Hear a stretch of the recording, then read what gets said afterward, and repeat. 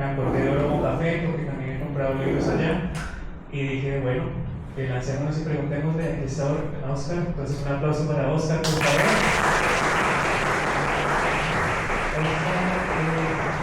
Historiador, periodista y fundador de Oromo Café y Librería, un espacio hermoso en Cali, que está en el barrio El Ingenio. Tiene libros que no se encuentran fácilmente, que ustedes no encuentran a veces en la Librería Nacional, son unos libros muy chéveres de autores también locales.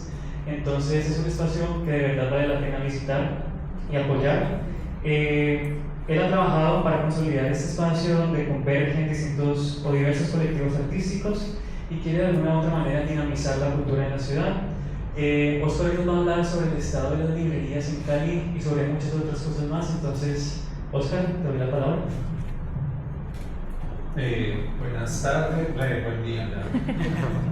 Muchas gracias por venir.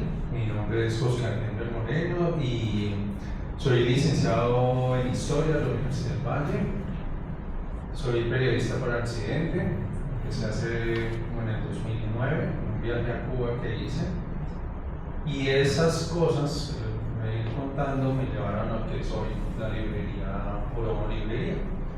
En el 2020, junto con mi compañera de vida, que estaba ahorita aquí con nuestro hijo, abrimos la librería con varias expectativas, obviamente con miedos, muchas cosas así, pero siempre pensando en la idea de una apuesta para la ciudad. O sea, no es solamente un negocio visto como para sobrevivir y tener algo de que vivir, que es lo que uno casi siempre le enseñan en los emprendimientos, sino dijimos, bueno, apostémosle por algo más, algo que queríamos nosotros cuando éramos estudiantes. Yo estudiaba en Univalle y en esa época no había, como en el sur, no había, casi no hay sectores de cafés o de librerías, y mi esposa estudió psicología en la ICESI, también situación. Cuando el compañero llega y me dice que la palabra era suave, yo decía, bueno, ¿yo cómo meto eso? O sea, yo no soy suave porque mi esposa dice que yo soy autista, entonces que por eso es que yo me metí con las cosas, suelo decirle, no, eso no funciona, pero está como que me falta como filtros. Y aparte de eso, yo jugué rugby. Entonces es aún más tosca la cosa, fui obrero. Entonces yo empecé a trabajar como a los 15 años en el sector del centro de Cali como obrero de construcción. Entonces con eso me pagué la universidad. Entonces por eso un poco como esa tosquedad. Yo decía, bueno, ¿cómo meto la palabra suave para que esto tenga sentido esta charla? Y pues tiene mucho sentido cuando vos abrís una librería a partir de todas las historias que tienes de vida. O sea, mi esposa es psicóloga, vivió en Estados Unidos, vivió en Argentina, hizo muchas vainas y yo hice las mías, como por aparte. Nosotros nos conocimos hace más de 10 años como amigos, póngale que éramos amigos, pues nos conocemos lo bueno y lo malo. O sea, no había como...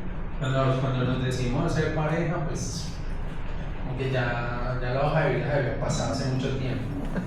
Pues mi compañera, un día en el 2019, luego que intentamos en sociedad abrir otra librería que se llama Ambos Mundos, que quedaba en San Cayetano, no sé si alguien de pronto la conoció en algún momento o así. Esa librería tenía una apuesta que venía desde las ideas, que eran nosotros, y un capital, económicamente hablando, de otras dos personas. Pues, ¿qué pasa cuando alguien tiene unas ideas y el otro tiene capital? Pues que no funciona. Exacto. Uno empieza a asumir la idea de jefe, otro de ideas como jerárquicas, pues está bien, que no pasa si hay un buen diálogo, si hay confianza, pero pues eso no resultó, entonces dijimos, pues nos vamos de acá. Y tuvimos mucha suerte que nos prestaran, hicimos un préstamo en el banco y nos lo vayan a prestar. ¿Por qué digo que tuvimos suerte? Entonces empezamos a sumarle palabras a esto. Y es, yo no existía en el mundo virtual ni nada, Entonces cuando llegué al banco a pedirle esto, es que la señora del banco me dijo, es que usted no existe. O sea, sí, es la existencia te la da un banco, o sea, la burocracia en así, no, señor está, empecé a ahí, no, como, entonces empezar los procesos, a tener, no sé, ¿cómo se llama? Pagar, que esto era mi nombre, el costo del teléfono, como experiencia crediticia, gracias. Sí, entonces como empezar a hacer una especie de experiencia para decir, bueno, me presta la plata. Y hicimos todas las cosas que uno no debe hacer a la hora de montar un negocio. Y Rebeca, que es una persona que sabe ese tipo de cosas, no entiende cómo es que funcionamos. Ya les voy a decir, primero, abrir un negocio sin haber hecho un estudio de mercado. Entonces digo, no, una librería. No tan fácil. Si hubiéramos hecho un estudio de mercado, pues obviamente la librería no hubiera sido un buen negocio. Porque acá la estadística te dice que no lo es. Sí, desde el año 2000 se vienen abriendo librerías en el mundo, pero la mayoría no cumple más de 5 años. O sea, no pasa. Hubo un aumento en pandemia, pero la mayoría cerró en pandemia. Las que no tenían como un par de cosas que ya les voy a contar. Entonces, el segundo error fue buscar el barrio más alejado que podíamos haber tenido. Y era cerca del Ingenio, un barrio que se llama San Joaquín. Fue contingente el barrio. ¿Por qué? Porque alguien nos dijo, sí, yo voy a tener un arrendo económico de una casa, la idea era vivir nosotros arriba, queríamos alejarnos del centro, alejarnos de San Antonio, alejarnos de San Cayetano, que allá estaban los capitalistas, los del otro café. Entonces digo, no, queremos alejarnos de esa gente y en el sur nunca van a ir. Y aparte es porque en el sur no hay librerías. Solamente están dos que están en centros comerciales, que son la Librería Nacional y la Panamericana. Para quienes no conocen, las librerías de cadena no se posicionan en casi todos los centros comerciales, como si pasa en Bogotá o Medellín. Entonces había como cierta ausencia y no hay, aparte de eso sumamos, no hay espacios culturales en el sur de Cali que sean públicos. Paréntesis, las universidades como la del Valle, las privadas, tienen espacios de oferta cultural para la gente, pero la mayoría asume o asumimos que es solo para el estudiantado, ¿cierto? Pero no, vos podés entrar a un Univalle y ver una obra de teatro, no te van a pedir carne para eso, o en la Javeriana hay actividades o en ICESI que son abiertas al público. Pero el público general no lo ve así, o sea, y les da miedo, o no entienden. Bueno, eso es otra parte del paréntesis que les voy a contar. Luego, dijimos, al estar en el sur, vamos a hacer como una pequeña isla. Entonces, eso es otro error comercial, si vos vas a pensarlo así. Primero abrir un negocio que monetariamente no rinde rápidamente, porque los libros no generan un margen de ganancia amplio, sino muy chico.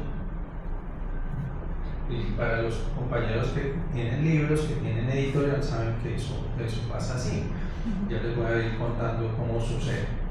Entonces cometimos esos, entre comillas, 2 errores. Irnos al sur con un negocio y abrimos el 3 de enero del 2020. Entonces viene la pandemia. Entonces, claro, vino en marzo, yo tuve como una especie de carta de suerte, y es que entre todos los viajes que yo he hecho, conocí a un argentino que trabajaba en la embajada en China y me dijo, parce, pues lo van a cerrar. Bueno, no dice más, pero yo entiendo. Entonces él dijo, nos van a encerrar a todos.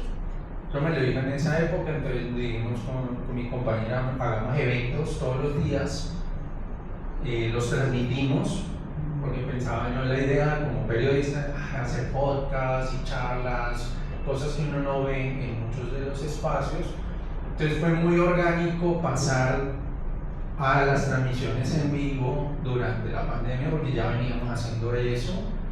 Vendíamos lasañas, comidas, libros libros usados, independientes, a los que fueran llegando. Entonces en ese nicho, y como es en el sur, pandemia nos ayudó mucho.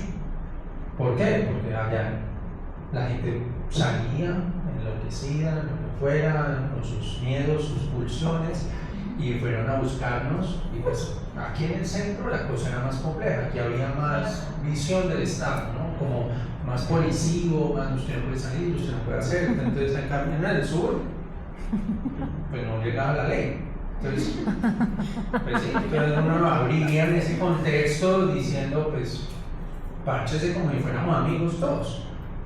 Entonces hacíamos los eventos virtuales y a la vez atendíamos gente con responsabilidad, tapabocas, estas cosas, porque pues íbamos entendiendo que la pandemia tiene unas dinámicas y que había que respetar algunas cosas, pero había que sobrevivir. El arriendo igual te llega, ¿no? O sea, en Cali no nos dejó de cobrar y estas vainas.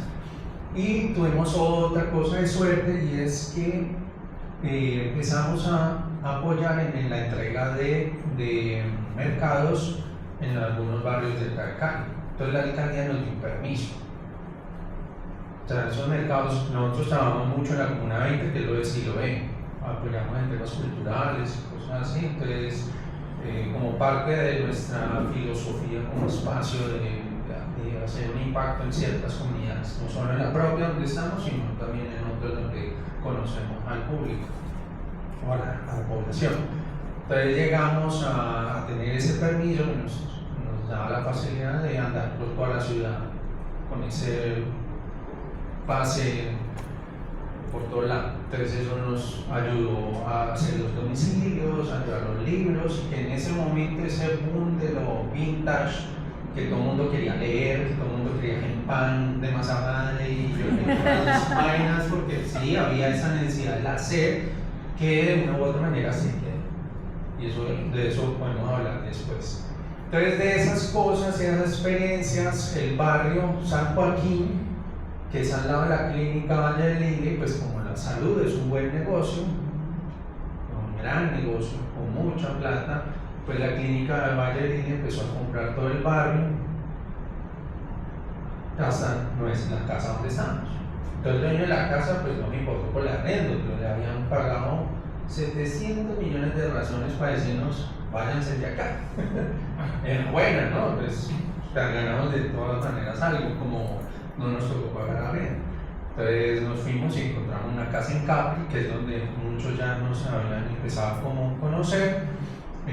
También muy contingentes a casa, casi siempre nos pasan esas cosas, y ahora último estamos en el Ingenio, volvimos casi a ese mismo, hay un retorno.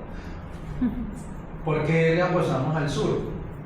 Pues el otro café pues había cerrado en pandemia, las otras cosas, nunca volvimos a ver a esta gente, pero empezó a tenerse una idea política del sur como un lugar también de producción de conocimiento, de buscar esos espacios de goce desde el cultural.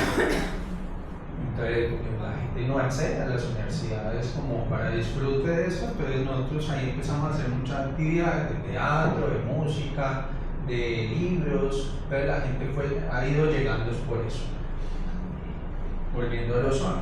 Entonces, con lo que decía aquí el compañero, que lo del viaje, cuando me recibí de licenciado en Historia, pues yo tenía una preocupación de buscar trabajo como profesor en un colegio, fui profe en varios colegios, pero no me gustó. La docencia es maravillosa, pero no me gustó la burocracia que hay que hacer. O sea, perdí más tiempo llenando formularios que dando clases. Y yo dije, no, pues yo me voy, y yo no tenía dinero. Entonces yo cogí mi bicicleta, es una bicicleta antigua, aquí en Colombia le decimos panadera, porque en esa época los panaderos llevaban ese tipo de bici, y me la cargué con muchas cosas y me fui. Eso, ahí entra lo suave, porque yo llegué hasta Argentina después de un año. Eso es mucho tiempo, hay que tener mucha paciencia, y fueron muchos, un año de viaje con muchos altibajos, montañosos y no, pero con todo. Y yo salí de aquí de Cali con $20, no más. Solo con eso, o sea, no nada que tuviera cuenta bancaria, o sea, digo que yo no existía en el banco, ya yo solo tenía $20 que una tía me dio como, mijo, vaya, porque usted es licenciado en historia. Así como en el meme. Pero yo dije, bueno, hágale, fui avanzando y en eso fui encontrando mucha gente que me decía, no, quédese acá, vivo acá. Pasaban tiempo y luego de todo ese viaje, de eso han salido muchas experiencias, muchas lecturas, muchos libros y me quedé a vivir en Brasil 4 años. Después viví en Alemania, etc. También en Alemania lo hice todo en bicicleta, los otros. El rollo es que cuando uno viaja en bici, yo aprendí algo muy bonito, que es casi lo mismo que abrir un espacio cultural, una librería o cualquiera que tenga que ver con cultura, y es que la satisfacción del trabajo no se da inmediatamente. Créanme que después de un tiempo de viaje es que uno va entendiendo y aterrizando y reflexionando cada una de esas cosas que pasaron. Porque en ese instante, no, pero estás sudando, estás cargado ahí del cansancio, el sol, la lluvia, los carros, los camiones, como que hay otra interacción. Ya después piensa, bueno, la gente, la comida, los olores, como ese intercambio cultural desde las creencias que ellos tienen sobre nosotros, nosotros sobre ellos, y en ese diálogo siempre hay libros. Entonces la gente me veía como un camión de chatarra, de muchas cosas, porque yo cargaba muchas vainas y sobre todo que me cuesta trabajo decirle que no a algo. Entonces la gente me regalaba libros, y yo no los voy a botar. Los tengo todavía, yo me los traje.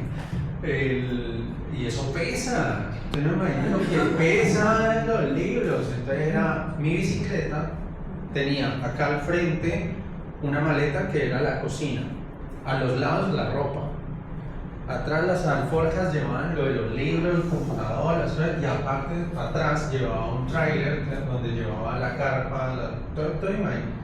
¿Cuál es la diferencia entre un viajero así como uno y uno que no tiene cosas? El dinero. Como yo no tenía, yo tenía que llevar más cosas porque yo no sabía si me tocaba dormir en el desierto en una carpa, o que alguien me diera posada, qué sé yo, o cocinar ahí en medio de la selva, como me pasó en Bolivia. Entonces uno no sabe qué te va a pasar. En cambio los gringos, perdón por la expresión, pero gringos en general, ¿no? Todos los extranjeros son gringos. Ellos siempre llevan algo de dinero, una tarjeta, lo que sea, y pueden pagar un hotel, o un hostal, etc. Entonces llevan menos cosas. Entre menos cosas llevan, uno sabe que más plata tiene. O sea, sí, así es como la manera en que yo pude identificar este tipo de viajeros en bicicleta. Y lo interesante era que en esas cosas, cuando uno habla con ellos, es que los europeos, sobre todo los europeos, cuando viajan en bicicleta, lo hacen porque quieren conocer. Trabajan 6 meses en un café y los otros 6 meses la pasan viajando. Pues lo digo en real, ¿no? Una chica en Suiza me contó así, trabajó 6 meses en una tienda y ella estaba viajando 6 meses. No me contó pagan en las tiendas allá, pero entonces, claro, acá uno pasa años y no ahorras tanto. Entonces, viajando en eso, cuando en ese intercambio como ideas, los latinoamericanos, sobre todo los colombianos, siempre viajamos con un propósito. Y si vos viajas con un propósito, es más fácil entender las dificultades que vas a tener. Porque te vas a pinchar, te van a robar, te van a golpear. O sea, yo saliendo de Colombia me atropellé un camión. Fue suave. Mi mamá me llamó, yo llamé a mi mamá y mi mamá me dijo, si se va a devolver, se queda. O sigue o sigue. Mi mamá me dijo eso. Yo digo, bueno, está bien, reparamos los bomberos en Pasto. Eso fue llegando a Pasto. Y ustedes no sé si conocen la carretera Pasto, es una carretera muy horrible. Y bueno, y hay otras dificultades, estamos hablando del 2010, también había un grupo de armados, muchas cosas por ahí del paisaje, que es como para que ustedes me entiendan. O sea, Entonces, en eso, yo dije, no hay que seguir, esas dificultades son parte de la experiencia. No lo digo de manera optimista, yo no soy así, lo digo, es parte de la experiencia como historiador, o sea, las cosas pasan. Entonces uno ve cómo las analiza o las interpreta. Entonces pasaron muchas cosas, ¿verdad? Y en un año pasaron muchas cosas, estoy escribiendo un libro sobre eso. Pero, como para resumirles, ese punto es que esas experiencias son ese bagaje que uno con el cual va a contar no solo a los hijos, sino también a los clientes. Entonces la gente llega preguntando a una librería algo que nunca van a encontrar ustedes en internet, y es la posibilidad de dialogar frente a una pregunta. O sea, Amazon es una plataforma fría donde ustedes nunca van a encontrar el amor.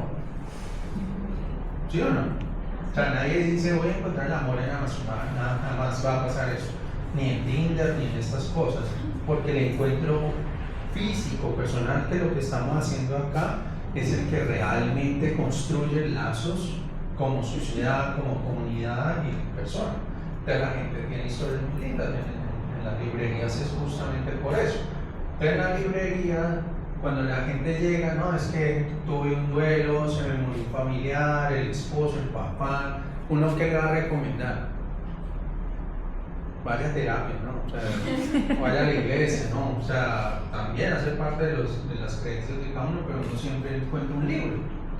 Un libro dependiendo de la persona, de su nivel educativo, de la manera en que uno, digamos, encuentra las palabras que está diciendo, qué le puede uno no recomendar.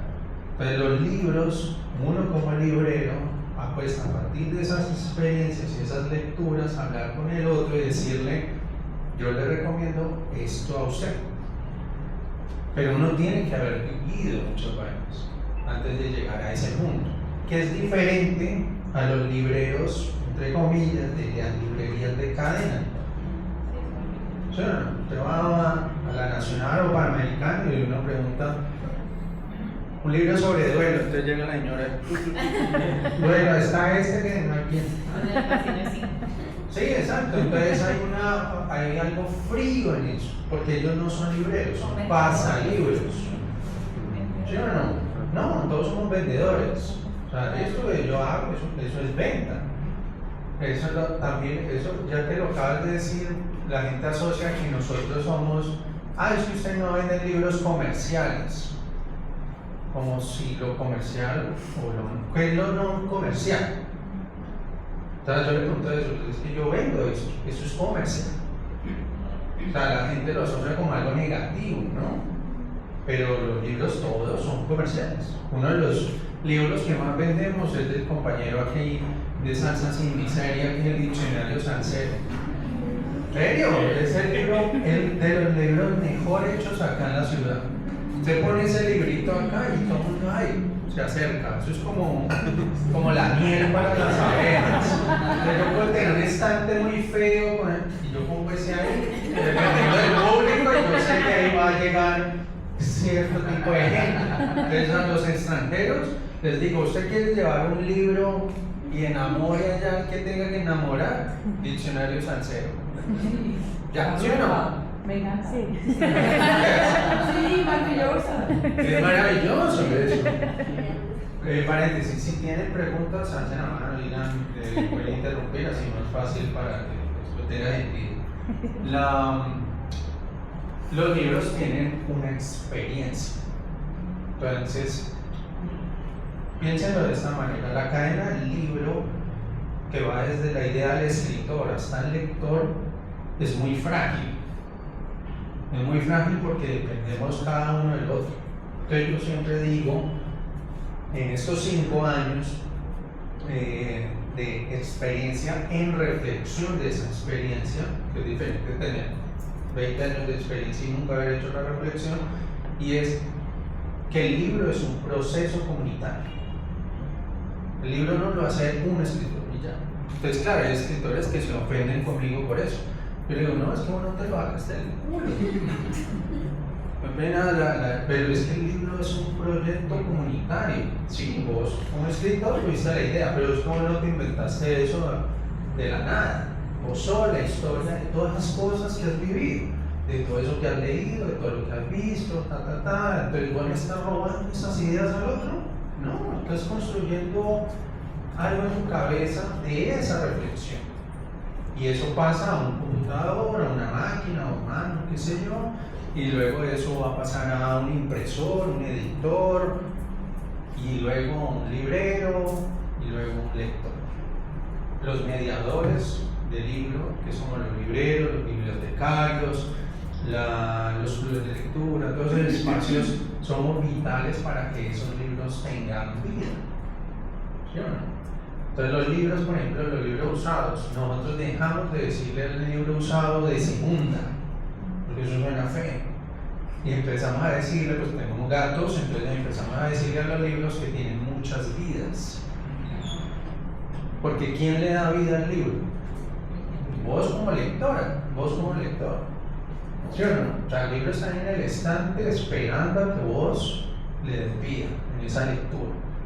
Entonces, al reconocer, volviendo al punto de reconocer que en esa cadena todos hacemos un aporte de diferentes tamaños, maneras, eso es valorar la artesanía, en la labor de cada uno de los que intervenimos en el proceso.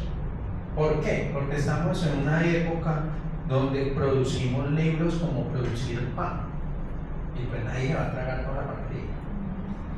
¿Sí o no? Usted llega y si mucho compra un libro al mes es el promedio de quienes compran libros, ¿no? La estadística en Colombia es más o menos regular en comparación con otros países de Latinoamérica, como Argentina, México, Brasil, porque las políticas públicas frente al libro acá son más limitadas, aunque no tenemos las dificultades que sí hay en países como Ecuador, Perú, Venezuela, etcétera, etcétera. Entonces, en esas experiencias de esa compra de libros, la gente leer le toma tiempo, y mucho tiempo, porque leer es un acto hoy en día de algo que todos en ese momento estamos cayendo, y es en esa dopamina que nos genera el celular. Entonces nosotros estamos compitiendo no con Buscalibre, no con Amazon, no con la Nacional, sino con el tiempo de goce que vos le das al celular. Ahí está lo más difícil, porque estas plataformas tienen otras dinámicas completamente diferentes donde uno no debe entrar a la idea de competir. Buscalibre tiene unas dinámicas muy terribles, lo mismo que Amazon, pero porque sobreviven las librerías. Entonces ahí uno entra a ver cómo uno propone. ¿Por qué sobrevivimos en pandemia? Porque propusimos algo muy diferente a lo que las otras librerías están haciendo. No sé si me entienden, no sé si ustedes han vivido eso. No porque tuviéramos, ¿cómo es que decir? El producto diferencial, ese término del marketing. Eso, esa vaina de valor. Entonces, ¿cuál es la propuesta de valor? La propuesta de valor de nosotros fue: vamos a apostarle a lo local, a lo independiente, pero sobre todo a hacer una curaduría. ¿Qué diferencia una librería como nosotros a una de cadena? Es la curaduría. O sea, uno pasa mucho tiempo hablando con los clientes, con las personas que se vuelven amigos ya después de un tanto hablarle tanta huevonada, y entonces se termina uno ¿qué? Aprendiendo los nombres, la familia, uno sabe que tienen perros, uno sabe que han hecho esto, que viajaron a Francia, que hicieron esto, cómo les fue, qué trajeron. Bueno, sí, eso vuelve una comunidad. Y ese valor agregado que hay ahí nunca lo vas a tener con algo de cadena, y menos con Amazon. Entonces, el panorama, ya volviendo como a lo que decía el compañero, el panorama de las librerías es que en la medida en que nosotros le apostamos a construir comunidad, es la única manera en que podemos sobrevivir a cualquier adversidad, sea inteligencia artificial, sea nueva pandemia, sea lo que sea. Porque la comunidad necesita esos espacios. Todos necesitamos esos espacios, porque en las librerías, en los centros culturales, es el único lugar donde nos encontramos, donde la gente encuentra y resuelve sus preguntas o genera más preguntas. ¿Por qué? Cuando abrimos la librería, nosotros apostamos a algo, es que las librerías son apuestas intelectuales. Intelectual no en el sentido, pues alguien aquí sentado fumando pipa, una vez así, no, sino intelectual, que es que yo propongo a la ciudad, para vos como lectora o como lector. ¿Qué te propongo a dialogar? Las grandes cadenas no proponen eso porque simplemente lo único que les interesa es las novedades, vender súper rápido. Piensen que nosotros aquí las editoriales grandes como Planeta o Penguin generan más o menos entre 100 y 150 novedades mensuales. Acá, ¿quién lee eso? Y nosotros no, pues tenemos espacio para todo eso. Entonces empezamos a hacer una curaduría, una selección. Yo conozco a mis clientes, conozco a la gente que va, yo sé que no van a leer esto, pero sí de pronto esto. Entonces en esa apuesta es también, no solo porque quiero que, como hace el algoritmo, llenarte de cosas que yo sé que te gustan, sino también en una franja proponerte otras cosas, que es lo que no hace el algoritmo. O sea, ustedes le dan al algoritmo, como estás viendo un video de una serie sobre policíaco y solo te salen cosas policíacas. Pues no, ahorita yo quiero ver otras vainas. Pero el algoritmo solo piensa en dopamina constante ahí. No, en la librería no hacemos eso. Si bien yo te doy algo interesante que sé que te puede gustar, pero también te muestro algo que no sé si te va a gustar. Pero puede haber un diálogo. Entonces, en esos diálogos, lo que la idea es hacer esos diálogos es que caen las reflexiones y hay cambios. Esto que les digo, más o menos son que muchas de las notas que he escrito acá, que tengo acá en estas libreticas, llevo 5 años haciendo esas reflexiones con ensayo de error en los proyectos que proponemos, los clubes de lectura. ¿Por qué? Porque nosotros hacemos creación de público. ¿Cuál es la diferencia entre nosotros y la biblioteca? No solamente pues que aquí los prestan y nosotros los vendemos los libros, es la más evidente, que es interesante, pero aquí en Cali mucha gente no lo confunde. La librería llega pensando que pueden leer cualquier libro de ahí porque es una biblioteca, pero ahí como voy a decirles, estas son las bibliotecas. A decirles todo el tiempo lo mismo porque digo, no, o sea, estos son no la venta. Ay, déjame leer, porque o sea, no, yo no puedo hacerlo porque alguien después ese libro se ensucia y usted no. O sea, yo le tengo que volver a salsa sin mi cerebro, me toca pagarlo. ¿Sí o no? Si yo le mando el libro sucio, usted me dice, no, papi, págalo.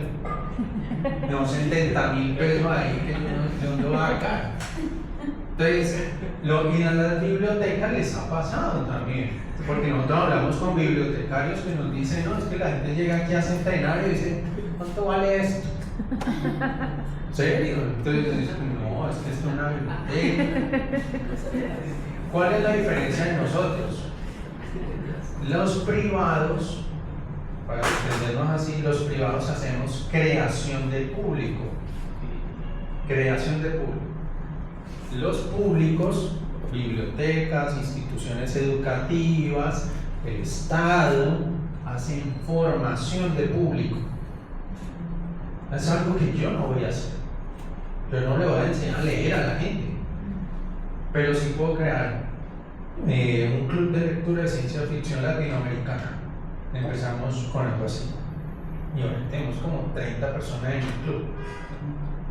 Ya se quitó el latinoamericano porque nos dimos cuenta que no hay muchos libros sobre el tema, que pues sí se han escrito muchas cosas, pero para poder vender y continuar el club, pues es más difícil. Entonces, digamos solo club de ciencia ficción. Ese club de ciencia ficción empezó con la idea de latinoamericano, porque la idea era que la gente conozca los autores de acá de Colombia, los autores en nuestros países que han escrito ciencia ficción. Eso hace uno a la hora de crear un público. Y ese público llega, va cada 8 días, está en el club, pero la formación para entender qué es una biblioteca, qué es una librería, qué son los libros, cómo leer, para qué leer, eso lo hace lo público. Y ahí hay una pelea que nosotros estamos dando también, porque el Estado tiene que garantizar esa formación para que todo sea sostenible. Entonces, ¿qué gana uno con que el Estado diga, voy a hacer una licitación, compro 100, 200, 300 libros y la gente no viene? Porque desde el colegio hay fallas en el tema del consumo del libro, de saber leer, porque no es lo mismo leer en un libro físico que leer en digital. Y eso está estudiado, que las conexiones neuronales en el libro físico son más que en lo virtual. Y nadie se acuerda de un libro virtual. O sea, la mayoría de gente no se acuerda ni que leyó un PDF. Suelen tener carpetas llenas de PDFs. Sí, uno los descarga y, ay, qué chica, este libro está. No, si al caso, por allá en un año leerá alguna cosa así. Y Jorge Carrero, que es un investigador en temas de librerías, decía que en sus libros él se percibió que él nunca citó un libro digital.